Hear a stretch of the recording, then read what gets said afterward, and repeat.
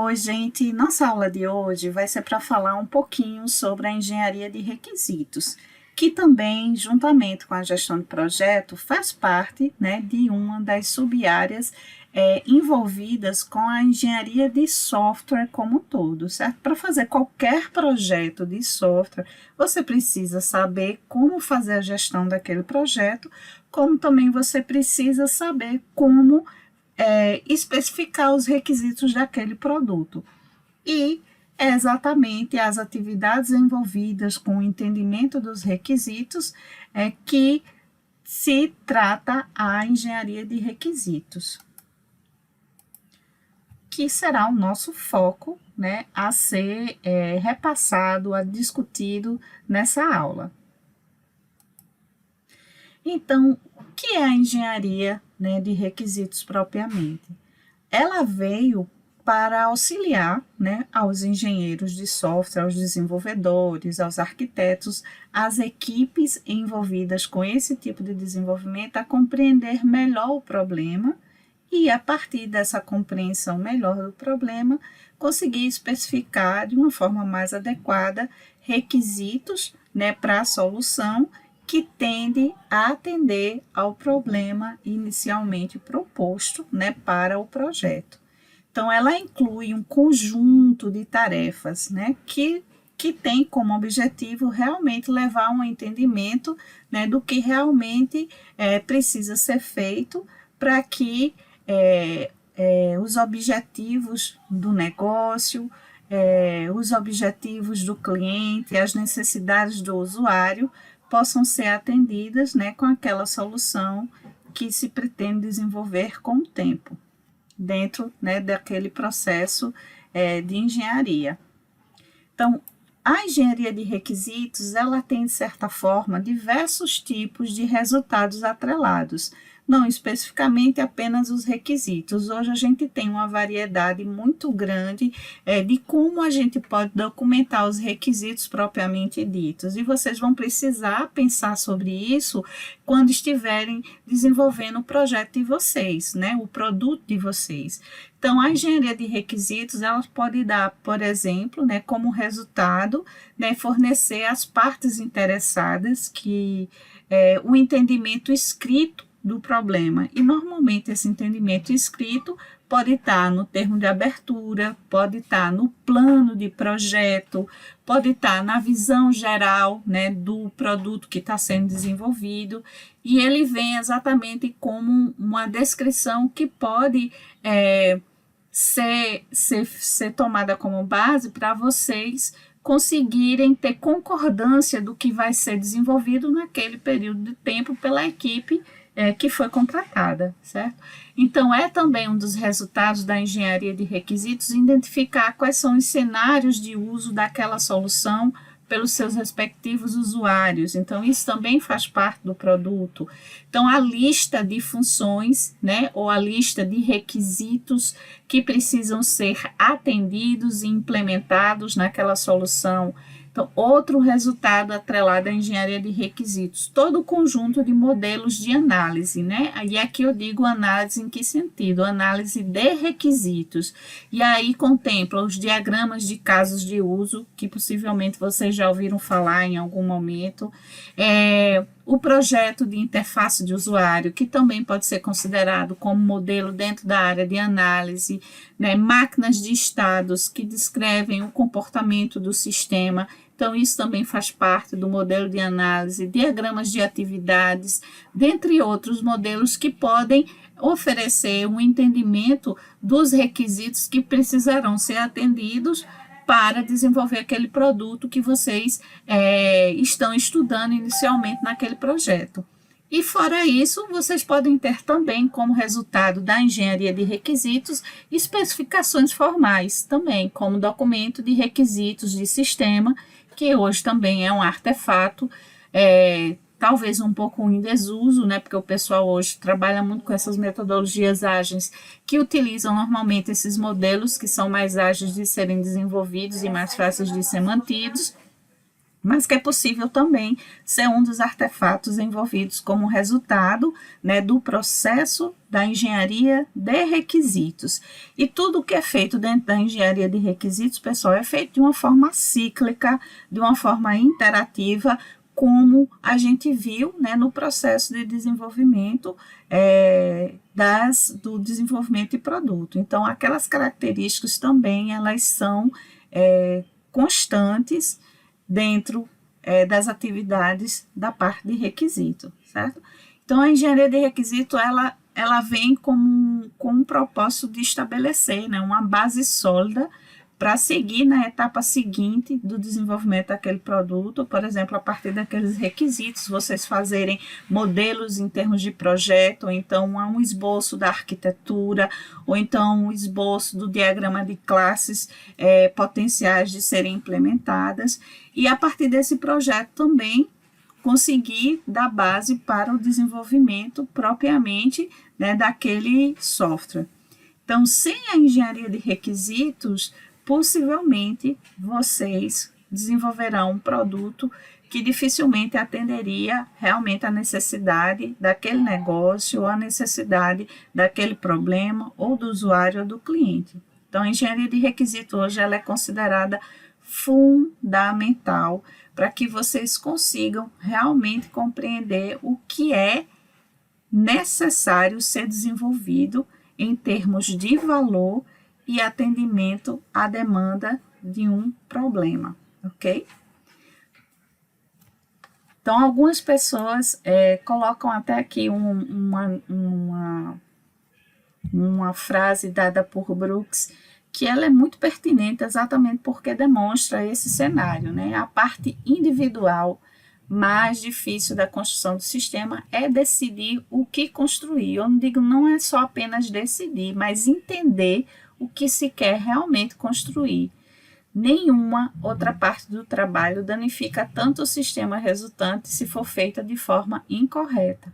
Nenhuma outra parte é mais difícil de construir depois. Então, uma vez que você iniciou, se você iniciar errado, você vai provavelmente continuar errado até o final, né, de uma certa entrega, onde você vai passar para alguém validar, e essa pessoa que alguém que vai validar o que foi feito vai dizer, não é isso realmente que eu quero, e você vai ter que repassar.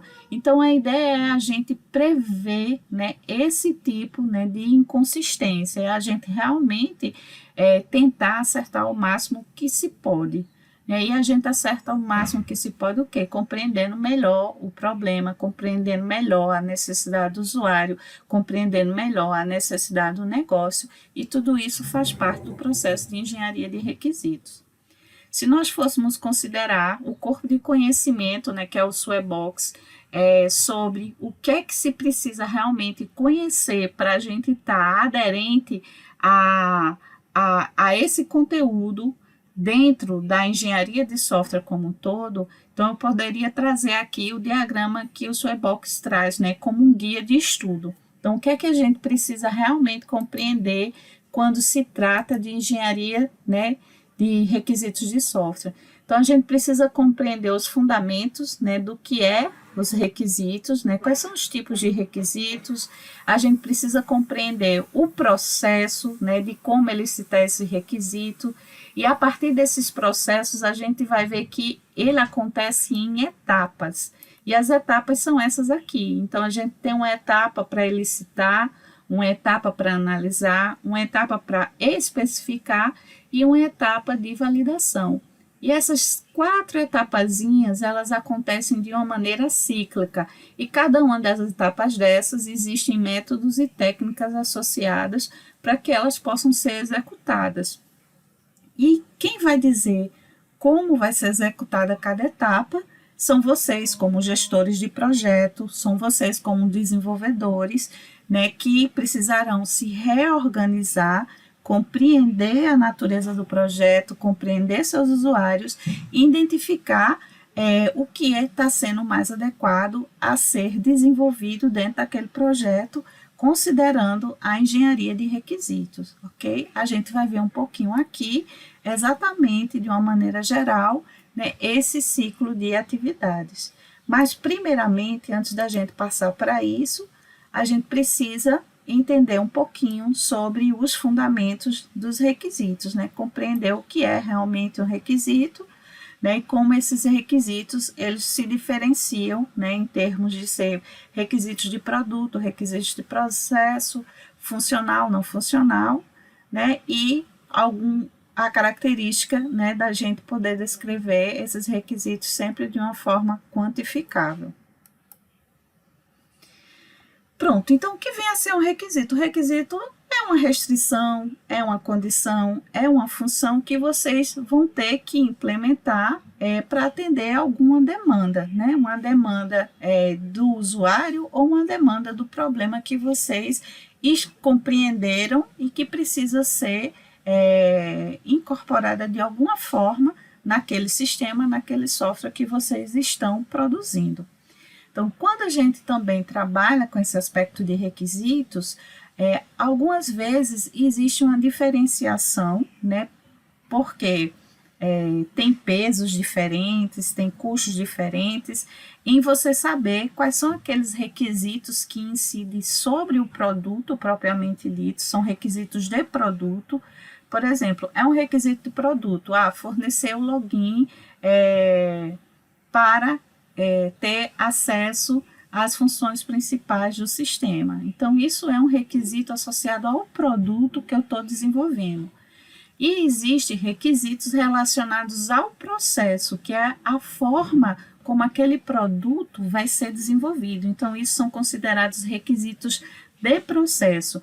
Então, quando você vai ser contratado para desenvolver um sistema e a organização, a entidade, o sponsor, o financiador diz, você precisa fazer esse sistema na tecnologia X ou utilizar a metodologia Y, você, na verdade, está dando uma restrição para o processo. Então, são requisitos de processo, certo? Então, eles impõem que você desenvolva aquele produto de uma certa maneira. Então, isso são requisitos de processo que vocês precisam atender, mas está relacionado ao processo de desenvolver aquele produto.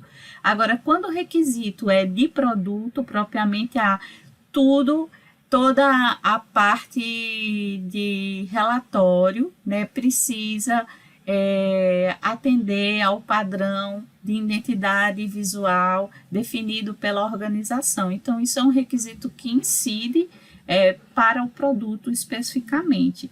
Então, isso é um requisito de produto.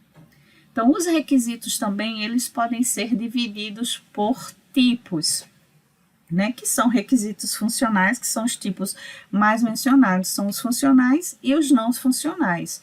Os funcionais, como o nome diz, eles estão associados às funções que o sistema precisa ofertar. Então, o sistema precisa disponibilizar um cadastro para usuários novatos. O sistema precisa fornecer a possibilidade de um aluno se matricular em uma disciplina a cada semestre. Então, isso são funções que o sistema precisa ofertar. E já os requisitos não funcionais está muito a ver com a propriedade que aquele sistema, que aquele produto precisa oferecer de uma maneira geral. E normalmente os requisitos não funcionais, eles estão atrelados a uma função específica. Na verdade, ele impacta todas as funções que foram estabelecidas para o produto. Por exemplo, quando você estabelece que um sistema precisa ter algum aspecto de segurança, então segurança está muito a ver com um requisito não funcional. Então, todas as funções que você oferece para aquele produto precisam ser pensadas de forma a ofertar segurança, certo? Então, todas as rotinas vão precisar serem checadas, né, de quem iniciou aquele serviço, ou checar a credencial, né, dos usuários para acessar aquele serviço. Então, na verdade, esse aspecto de segurança ele pode afetar tudo que está sendo solicitado de serviço ou de função, né, no produto. Então, por isso que os requisitos não funcionais, eles são considerados mais propriedades. Quando você diz, por exemplo, que um produto precisa ter amigável. Então, essa questão de amigabilidade, de boa usabilidade, você tem que pensar que toda a interface do usuário ela precisa ter uma boa usabilidade. E isso significa você atender diversas diretrizes de usabilidade, como também acessibilidade, dentre outros aspectos que se encaixam nessa característica de ser requisitos não funcionais, certo? Que são propriedades que o sistema precisa atender, como, por exemplo, desempenho, segurança, usabilidade, confiabilidade, interoperabilidade, né, dentre outras categorias que se encaixam também aos requisitos não funcionais. E também os requisitos, eles também podem ser considerados como sendo de sistema e requisitos de software. Hoje, praticamente aqui, né, hoje não, praticamente na nossa disciplina a gente vai englobar muito o aspecto de requisitos de software, mas se a gente estivesse trabalhando de uma forma mais ampla, a gente precisaria também associar requisitos, né, de sistemas, né, que são requisitos que envolvem não apenas o software que está sendo desenvolvido, mas o equipamento que aquele software vai precisar ser embarcado, aonde aquele hardware vai precisar ser colocado para que as pessoas utilizem o hardware e utilizem aquele software. Então, são questões de temperatura, são questões de logística, de processo, que vão precisar ser alteradas para que aquele produto possa ser utilizado por todas as pessoas que foram previamente identificadas serem impactadas pelo uso daquele produto novo, certo? Então, esses são os fundamentos de requisitos. É claro que tem muito mais coisa, gente. Então, isso aqui realmente é uma forma breve, bem resumida. Então, eu recomendo fortemente que vocês darem uma leitura, né, no Prisma, no Somerville, né, para conhecer um pouquinho mais sobre esses fundamentos. Então, e é importante também vocês verificarem que tudo que você especifica como requisito, ele precisa ser descrito de uma maneira que seja compreensível e que vocês consigam refletir em uma forma como aquele requisito foi alcançado. Por isso, existe uma necessidade de vocês descreverem aqueles requisitos e associar àquele requisito formas de quantificá-los ou mensurá-los, né, de uma forma que as pessoas possam avaliar se aquele requisito foi realmente atendido ou não em um determinado término de ciclo de interação que se entregou o produto e aquele requisito foi incorporado naquela versão daquele produto. Então, alguém precisa checar. Para checar, então ele precisa verificar se ele foi feito. E aí vocês precisam descrever como é que realmente existe essa checagem, né? Como é que pode ser verificado essa checagem. Então, os requisitos, eles devem ser representados tão claramente e não ambíguos quanto possível, e devem ser apropriadamente quantificáveis quando necessário. Por exemplo, isso se reflete muito nos requisitos de não funcionais, certo? Porque os requisitos não funcionais a gente tende simplesmente dizer, o sistema tem que ser amigável. Mas o que é ser amigável? Amigável significa que o usuário vai utilizar e não utilizar por 10 minutos e não vai ter nenhuma dificuldade de passar de uma tela adiante. Então, você precisa mensurar como é que você vai medir se ele está amigável ou não. E aí, é por isso que é importante vocês pensarem, né, nessa quantificação. Então, não vai gerar nenhum erro de uso pelo usuário durante os 5 primeiros minutos de uso. Então, você está quantificando o que é ser amigável e que alguém pode checar isso em um momento posterior, certo?